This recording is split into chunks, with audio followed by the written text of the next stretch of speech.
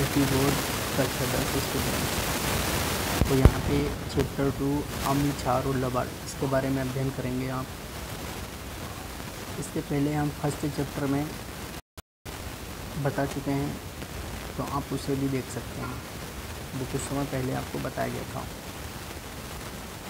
तो जो चैप्टर 2 है, उस चैप्टर का नाम है अम्ल, क्षार और लवण। तो अम्ल क्या होते हैं जान पाएंगे आप, क्षार क्या होते हैं जान पाएंगे, और लवण क्या होते हैं जान पाएंगे आप। तो अगर बात करें कि अम्ल की, अम्ल होते क्या हैं, तो अम्ल की यहाँ पे विशेषताएं दी गई हैं। ठीक है, अम्ल की यहाँ पे कुछ विशेषताएं दी गई हैं, जैसे ये स्वाद में खट्टे होते हैं, ये लिटमस पेपर को लाल कर देते हैं और H+ आयन देते हैं। इतनी सब बातें हैं। अगर बात करें अम्ल को इंग्लिश में एसिड लिखते हैं, तो एसिड शब्द लैटिन भाषा से लिया गया है, जिसका अर्थ होता है खट्टा। तो अम्ल जो होते हैं वो खट्टे होते हैं। यहाँ पे उदाहरण की बात करें तो HCl, H2SO4 और HNO3, ये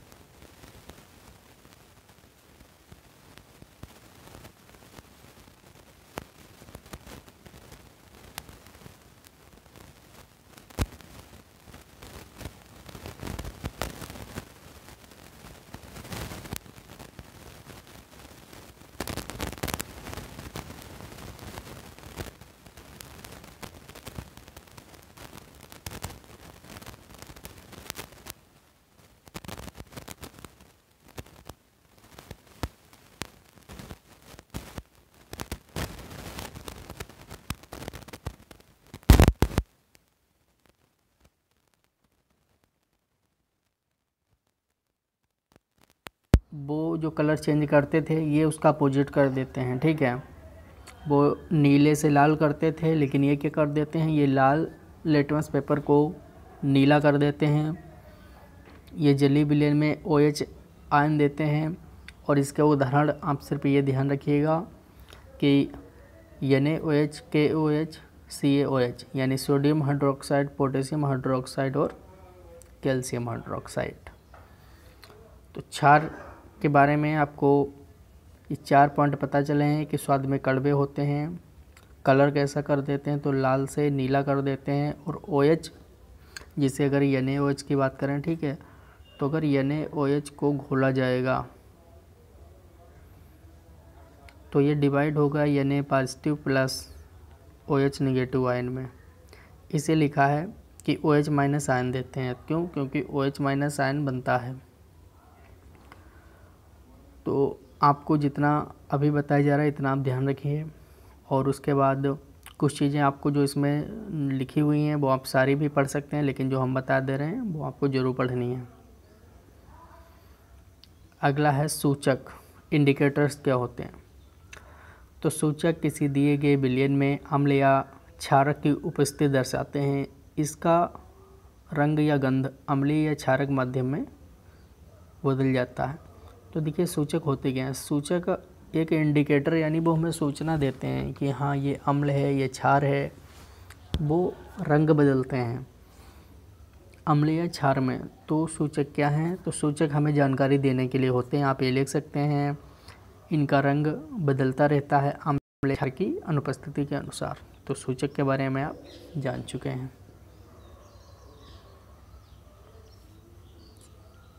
नेक्स्ट, आज आपने क्या क्या जाना, आप जान पाए हैं कि हाँ अम्ल क्या होते हैं, क्षार क्या होते हैं और सूचक क्या होते हैं।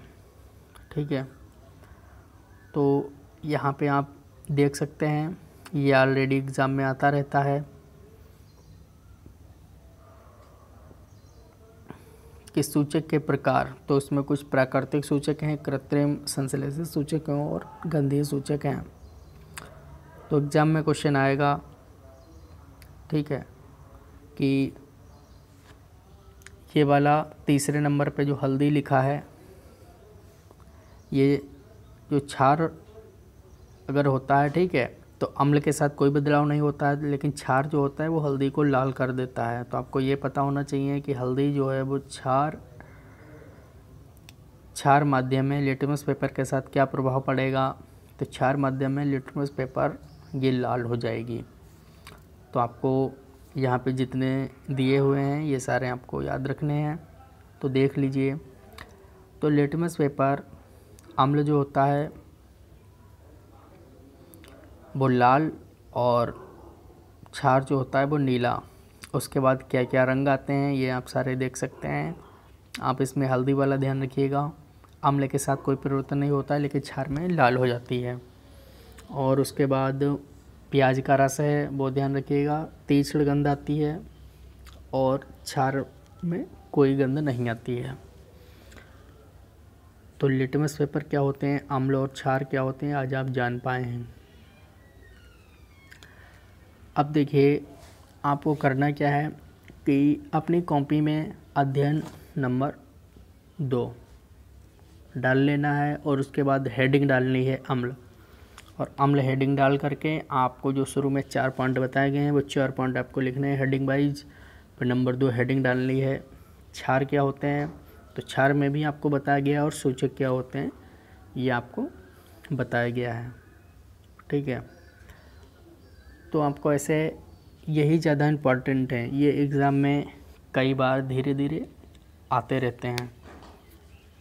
तो चैप्टर की जो मुख्य थीम थी वो आपको बता दी गई है। तो धीरे धीरे हम ऐसे पूरा ही चैप्टर क्या है ख़त्म कर देंगे।